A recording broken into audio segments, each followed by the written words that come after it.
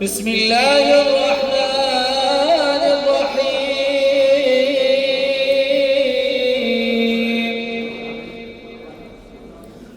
أولم ير الإنسان أنا خلقناه من نطفة فإذا هو خصيم مبين وضرب لنا مثلا ونسي خلقه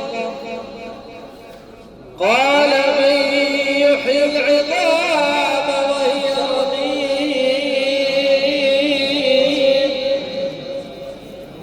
قل يحييها الذي أنشأها أول مرة وهو بكل خلق عليم. صدق الله العظيم. اللهم اغفر له وارحمه وعافه واعف عنه واكرم نزله ووسع مدخله. اللهم غسله بالماء والثلج والبرد ونقه من الذنوب والخطايا كما ينقى الثوب الأبيض من الدنس. اللهم إن كان محسنا فزد في إحسانه وإن كان غير ذلك فتجاوز عنه يا الله يا الله يا الله.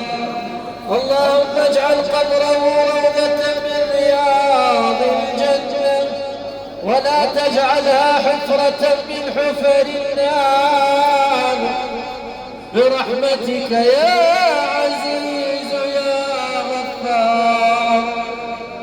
اللهم ابدله دارا خيرا من داره واهلا خيرا من اهله وزوجة خيرا من زوجه برحمتك يا ارحم الراحمين. اللهم انك عفو تحب العفو فاعف عنا.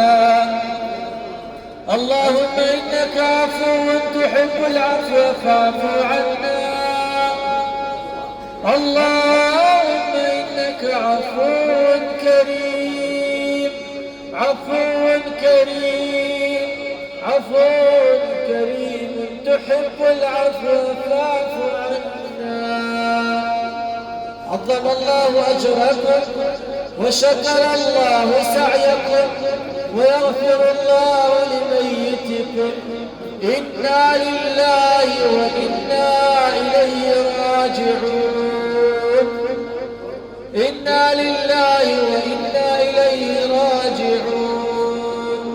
إنا لله وإنا إليه راجعون. إلى شرف روح النبي وآله وأصحابه وأمته خاصة إلى روح من اجتمعنا وقرأنا لأجله له ولسكان تربته. اللهم لا تحرمنا أجره ولا تفتنا بعده واغفر لنا وله وبنية ثواب سر سورة الفاتحة مع الصلوات.